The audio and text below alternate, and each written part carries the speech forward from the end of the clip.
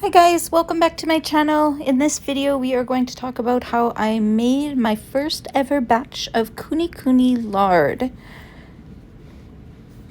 I am Christina Kasky. I am a hobby farm owner and a soap maker for Forever Board Soapery in Thorsby, Alberta. Today I am sharing my experience on making lard for my soap making. Please do subscribe to my channel to follow me on my soap making journey at the new shop, to learn with me at the farm, and to chat about all the things in between. So here you can see I am just cutting up some of the fat that was given to me.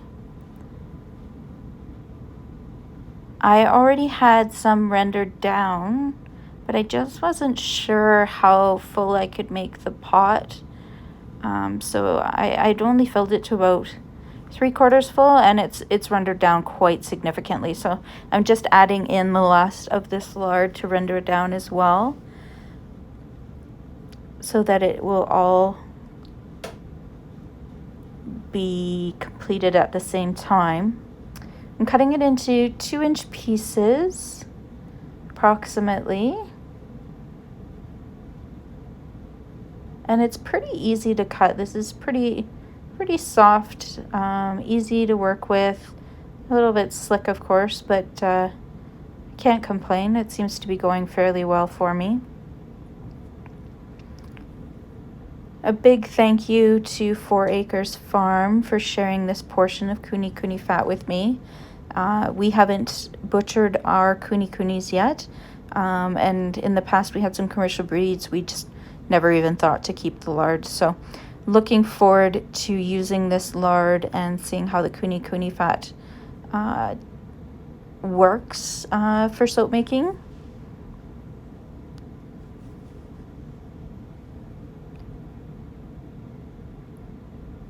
So here I'm just popping in the cubes. I had this big idea that the fat was going to be hot, so I wanted to use my spoon to slow it down so it didn't splash me too much when it was going into the pot. Seemed to work. I didn't splash myself at all, which was great, but after a while, you see, I just gave up on it. Started putting it in there. This lard, once it's all rendered down and solidified, you can use it for making soap, which is definitely what I'm going to do. You can make lotions and balms. I have that on my list to try for sure. I would like a face cream. So it's on my list to make. I've never used one really in the past, but recently I feel like I now need a face cream. So it's on my list, and I thought I would try making it with this lard as well. You can do lotion, or not lotions, lip balms, and all kinds of other stuff too. Have you ever made any lard or tallow of any kind? If you have, what did you use it for? Comment below. I would love to know how it went for you, what you used it for, what you might do differently in making it. That would be great. So right now I'm just starting to ladle off the rendered down lard here. It is looking beautiful. It's nice and clear. There's no real smell to it, which is fantastic. It's leading me to believe that maybe I got the leaf lard from the kuni kuni. Nicole, if you're watching, feel free to comment below if you know if it was the leaf lard or the back lard. I'm leaning towards the leaf lard, but honestly, I'm not 100%. But it looks amazing. It smells good. I'm not concerned about my soap stinking or anything like that. The reason we're using kuni kuni meat, or kuni kuni fat, sorry, is they are a lard pig, which means they have more fat than commercial breeds do. And that makes their lard work really well for soap making and lard rendering and all that good stuff.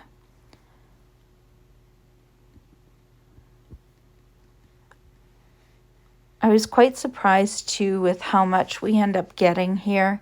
You know, for a crock pot full, this little bucket I have on the side here, we filled it, and then I got another little jar as well for the house out of it. So pretty decent. I make 4 loaves of soap at a time, and I need 1,600 grams for a batch.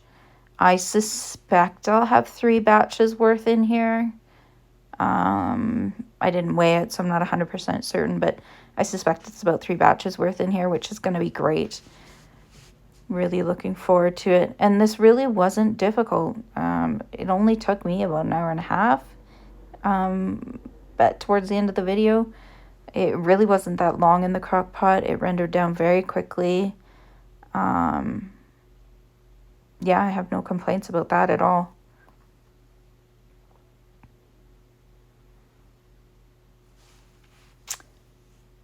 Keep an eye out here. I'm going to make the lard soap hopefully on Tuesday. So I will record that, and Tuesday is the 3rd of January. So definitely keep an eye out.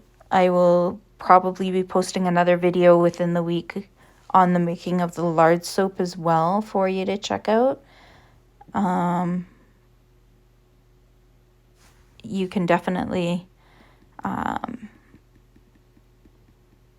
see how it reacts in soap and how well it makes a nice good bar of soap. My first recipe ever was made with lard from the store, and loved that soap. It was great soap.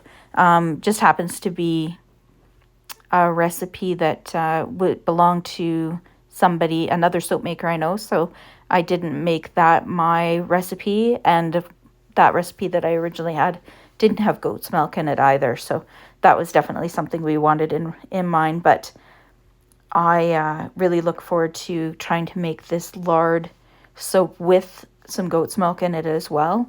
Really kind of up the ante there. I should also thank Living Traditions Homestead on YouTube for their inspiration. I watch a lot of YouTube channels on hobby farming, soap making, all that kind of stuff.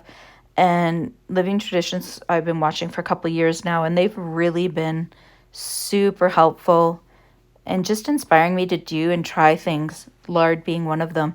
I never would have thought to do my own lard. But I watched them. We had pigs. I thought, oh, I could totally do this. Then I also make soap, and I was like, oh, I could use it for my soap. Kind of encouraged me to go and check out some other makers to see how they were making it and what their processes were. And at the end of it all, I was super excited to make my own. I've been kind of holding on to this this fat here in my freezer for quite some time. It's been just hanging out down there waiting for me to get around to it. But of course, with New Year's Day, I have some free time today. So just vegging and rendering down lard. You'll notice I'm starting to get a bit of the bits there on the top of the strainer there. That's why the strainer's there. We don't want any of this in the lard. It'll cause the lard to go rancid faster if you get bits of fat or meat or anything like that in there. You just don't want any of that in there. You want your stuff to remain good as long as humanly possible. You can see me tipping the crock pot here, trying to get every last drop. I probably could have rendered a little bit longer here. I'm not sure, but I probably could have gone a little longer and gotten this down even a little further. But I called it quits here. I was like, nah, I'm pretty happy with the process and how much I've gotten for my first time around. So I shut her down. You guys have to let me know if you enjoyed this video. If you want to continue with me to learn how to make different things or do different things on the farm or in soap making, or set goals for 2023, Definitely give me a thumbs up, subscribe to the channel, come by the store in Thorsby. I would love to meet you. All that great stuff.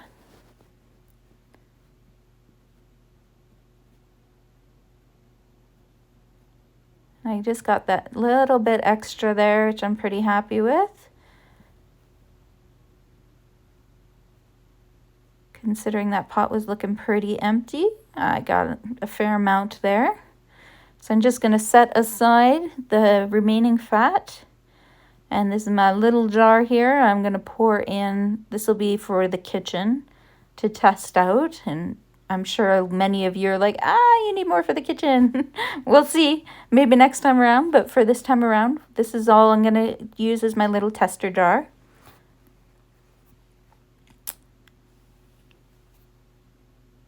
And then here, I'm just going to put the last little bit in this bucket.